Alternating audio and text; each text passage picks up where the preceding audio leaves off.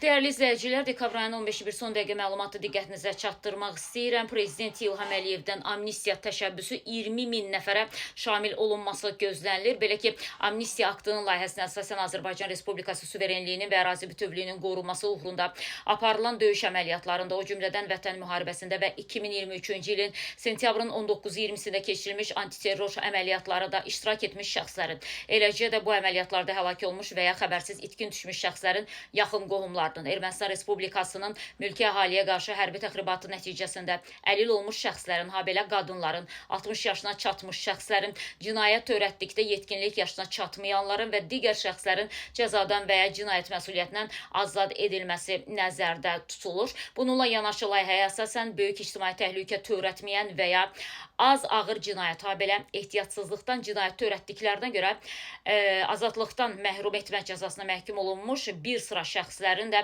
cəzadan azad ediləcək və ya cəzalarının çəkilməmiş hissəsi azaldılacaq. Bu amnistiya aktı cəzasından azad ediləcək məhkumların sayına görə ən böyük amnistiya olacaq. Bu gözlənilir. Belə ki, amnistiya aktının ümumilikdə 20 mindən çox şəxsə şamil ediləcəyi gözlənilir. Bunlardan 5 mindən çox məhkumun azadlıqda məhrum etmə cəzasından azad ediləcəyi, 3 mindən artıq şəxsin cəzasının azaldılacağı, 7 mindən çox məhkumun azadlığının məhdudlaşdırılması cəzasından 4 minə yaxın məhkumun azadlıqdan məhrum etmə ilə bağlı olmayan digər cəzalardan və ya şərti tətbiq edilmiş cəzalardan, habelə mindən çox şəxsin cinayət məsuliyyətindən azad ediləcəyi proqnozlaşdırılır.